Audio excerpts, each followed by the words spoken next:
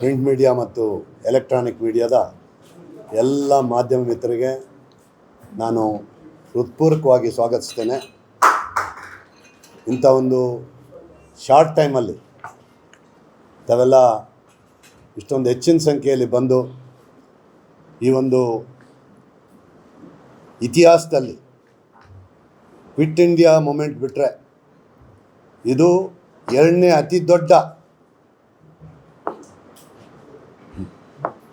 ಅನ್ಯಾಯಕ್ಕೊಳಗಾಗಿರ್ತಕ್ಕಂಥ ಒಂದು ಪಂಗಡ ಅಂಥೇಳಿ ನಾನು ಹೇಳ್ಬೋದು. All India financial borrower federation 2024ರಲ್ಲಿ ministry of corporate affairs government of India ಅಡಿಯಲ್ಲಿ ಸೆಕ್ಷನ್ 8 ಕಂಪ್ನಿಯಾಗಿ ರಿಜಿಸ್ಟರ್ ಆಗಿದೆ. ಸೆಕ್ಷನ್ 8 ಕಂಪ್ನಿ ಅಂದರೆ ನಾನ್ ಪ್ರಾಫಿಟ್ ಆರ್ಗನೈಸೇಷನ್. ಇದರ ಉದ್ದೇಶ ಏನಂದರೆ, ಇವತ್ತು ಇಂಡಿಯಾ ಮುಂದೆ 2 ಚಾಲೆಂಜಸ್ ಇದೆ. ಒಂದು ಮೇಕ್ ಇನ್ ಇಂಡಿಯಾ, ಎರಡನೇದಾಗಿ 5 ಟ್ರಿಲಿಯನ್ ಬಿಸ್ನೆಸ್ಸನ್ನು ಎಕಾನಮಿ ನಾವು ರೀಚ್ ಆಗಬೇಕು ಅನ್ನೋಂಥದ್ದು ನಮ್ಮ ಸರ್ಕಾರದ ಒಂದು ಟಾರ್ಗೆಟ್ ಇದೆ.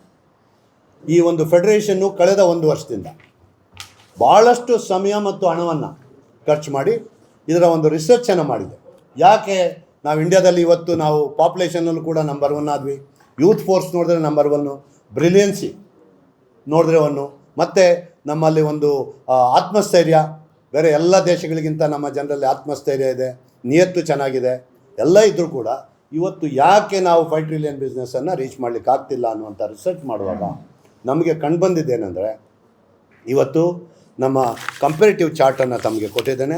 ಈ ಕಂಪೇರಿಟಿವ್ ಚಾರ್ಟೇ ತಮಗೆ ಸಾಕ್ಷಿ. ಇವತ್ತೇನು ಯುನೈಟೆಡ್ ಸ್ಟೇಟ್ಸು ಖಾಲಿ 33 ಕೋಟಿ ಜನ 27 ಟ್ರಿಲಿಯನ್ ಎಕಾನಮಿಯಲ್ಲಿದ್ದಾರೆ. ಅವ್ರಿಗೆ ಅವರ ರ್ಯಾಪೋ ರೇಟು 4.33 ಇದೆ.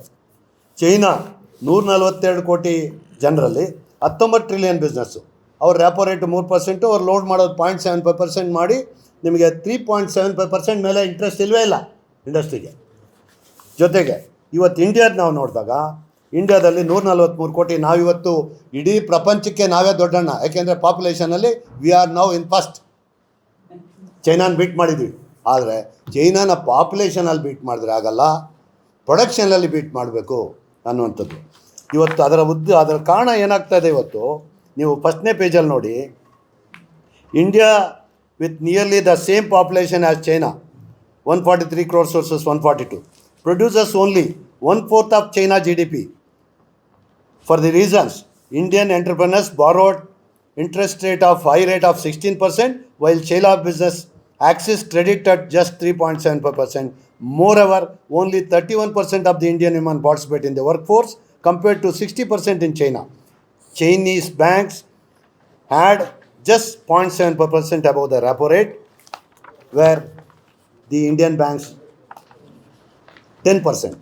ಆ್ಯಸ್ ಎ ರಿಸಲ್ಟ್ ಏನಾಗಿದೆ, ಇವತ್ತು ಇದು ಭಾಳ ದುರದೃಷ್ಟ ಅಂತ ಹೇಳಿದ್ರೆ, this massive imbalance cripples domestic industry, drains Indian foreign currency reserves into hands of our rival country. ನಮ್ಮ ಫಾರಿನ್ ಕರೆನ್ಸಿ, ಯಾಕೆಂದರೆ ಅವರಿಂದ ನಾವು 10 ಲಕ್ಷ ಕೋಟಿ ಒಂದು ವರ್ಷಕ್ಕೆ ಫಾರಿನ್ ಕರೆನ್ಸಿ ಕೊಟ್ಟು ಇಂಪೋರ್ಟ್ ಮಾಡ್ಕೊಳ್ತಾ ಇದ್ವಿ. ನಾವೆಷ್ಟು ಇಂಪೋರ್ಟ್ ಮಾಡ್ತಾಯಿದ್ವಿ, ಎಕ್ಸ್ಪೋರ್ಟ್ ಮಾಡ್ತಾಯಿದ್ವಿ? ಓನ್ಲಿ ನಾವು ಎಕ್ಸ್ಪೋರ್ಟ್ ಮಾಡ್ತಾ ಇರೋದು 1.5 lakh. ಇನ್ನು ಟೋಟ್ಲು ಓವರ್ ಆಲ್ ಗ್ಲೋಬಿಗೆ ಅವ್ರದ್ದು ಎಷ್ಟು ಹೋಗ್ತಾ ಇದೆ? 297 ಲಕ್ಷ ಕೋಟಿ ಹೋಗ್ತಾ ಇದೆ ಎಕ್ಸ್ಪೋರ್ಟ್. ನಮ್ದು ಎಷ್ಟು ಹೋಗ್ತಾ ಇದೆ? ಖಾಲಿ 68.5 ಲಕ್ಷ ಹೋಗ್ತಾ ಇದೆ. ಇದರ ಇಂಪ್ಯಾಕ್ಟ್ ಏನಾಗ್ತಾ ಇದೆ? ನಾವು ಯಾವಾಗ 10 ಲಕ್ಷ ಕೋಟಿ ನಾವು ಇಂಪೋರ್ಟ್ ಮಾಡಿಕೊಂಡು 1.5 ಲಕ್ಷ ಕೋಟಿ ಎಕ್ಸ್ಪೋರ್ಟ್ ಮಾಡಿದ್ವಿ, ಅಡಿಷ್ನಲ್ ಆಗಿ ನಾವು 8,50,000 ಕೋಟಿಯನ್ನು ಫಾರಿನ್ ಕರೆನ್ಸಿಯನ್ನು ನಮ್ಮ ರೈವಲ್ ಕೈಯಲ್ಲಿ ನಾವು ಕೊಡ್ತಾ ಇದ್ದೀವಿ. ಅದ್ರ ಜೊತೆಗೆ ಇವತ್ತು ಏನು ಮೇಕ್ ಇನ್ ಇಂಡಿಯಾ ನಾವು ಮಾಡಬೇಕು ಅಂತ ಇದು ಮಾಡ್ತಾಯಿದ್ವಿ. ಜನಕ್ಕೆ ನೀವು ನಾನು make in India, Indian item ತಗೋ ಅಂದರೆ ಕಾಂಪಿಟೇಟಿವ್ ರೇಟ್ ಕೊಡದೆ, ಏನು ಈಗಲೇ ಈ ಎಕ್ಸ್ಪೆನ್ಸಿವ್ ಇದರಲ್ಲಿ ಬದುಕಿನಲ್ಲಿ ಅವನೊಂದು ಕೇಳ್ಕೊಟ್ಟು ತೊಗೊಳಕ್ಕಾಗಲ್ಲ.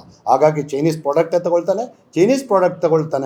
ಎಲ್ಲಿ ತನಕ ತಗೊಳ್ತಾನೆ ಅಲ್ಲಿ ತನಕ ಕೂಡ ಈ the undermines the very objective of the make in India program. ಹಾಗಾಗಿ ಇವತ್ತು ನಮ್ಮದು ಎರಡೇ ಒಂದು ಮುಖ್ಯವಾದ ಒಂದು ಸಲಹೆ ಸರ್ಕಾರಕ್ಕೆ. ಒಂದು, ಏನು ರ್ಯಾಪೋ ರೇಟ್ ಇದೆ, ಬೇರೆ ಕಂಟ್ರೀಸ್ ಹೆಂಗೆ ಚಾರ್ಜ್ ಮಾಡ್ತಾರೆ, ನೀವೊಂದು 25% ಹಾಕ್ಯಪ್ಪ, ಪರವಾಗಿಲ್ಲ, 25% ಲಾಭ ಇಟ್ಕೊಳ್ಳಿ ರ್ಯಾಪೋ ರೇಟ್. ಆದರೆ 300% ಯಾವ ಬಿಸ್ನೆಸ್ಸಲ್ಲಿದೆ? ಬ್ಯಾಂಕ್ಸ್ಗೆ ಹಾಕಬೇಕು ಅಷ್ಟೊಂದು ದುಡ್ಡು. ಹಾಗಾಗಿ ಅದನ್ನು ನೀವು ರ್ಯಾಪೋ ರೇಟ್ ಮೇಲೆ ಇಮಿಡಿಯೇಟಾಗಿ 25% ಮೇಲೆ ಚಾರ್ಜ್ ಮಾಡೋಂಗಿಲ್ಲ ಅನ್ನೋದು ಒಂದು. ಎರಡನೇದಾಗಿ ಇವತ್ತೇನು ನಮಗೆ ಇವತ್ತು ಏನು ನಮ್ಮ ಇಂಡಿಯನ್ ವುಮನ್ಗೆ ಇವತ್ತು ಒಂದು ಅವರಲ್ಲಿ 60% ವುಮನ್ ಎಂಟರ್ಪ್ರೈನರ್ಸ್ ಇದ್ದಾರೆ. ಅದನ್ನು ವುಮನ್ ಎಂಟರ್ಪ್ರೈಸಸ್ನ ಎನ್ಕರೇಜ್ ಮಾಡಲಿಕ್ಕೆ ಅವ್ರಿಗೆ ಏನೆಲ್ಲ ಸಹಾಯ ಮಾಡಬೇಕೋ ಮಾಡಿ ಅವ್ರನ್ನ ಒಂದು ಪ್ರೊಡಕ್ಟಿವ್ ಇದಕ್ಕೆ ಚಾನಲ್ಗೆ ತರಬೇಕು ಅನ್ನೋಂಥದ್ದು ಎರಡನೇ ಡಿಮಾಂಡು. ಇದು ಮಾಡಬೇಕಂತ ಹೇಳಿದ್ರೆ ನೀವು ಸಾಕಷ್ಟು ನಮ್ಮ ಕಾನೂನುಗಳೇನಿದ್ದಾವೆ, IBC ಇರ್ಬೋದು, IDDB ಇರ್ಬೋದು, ಇದರಲ್ಲೆಲ್ಲ ಸಾಕಷ್ಟು ಬದಲಾವಣೆ ಇದೆ. ಯಾಕೆಂದರೆ ಇದನ್ನು ಉಪಯೋಗಿಸಿ ಬ್ಯಾಂಕು ದುರುಪಯೋಗ ಮಾಡ್ಕೊಳ್ತಾ ಇದೆ.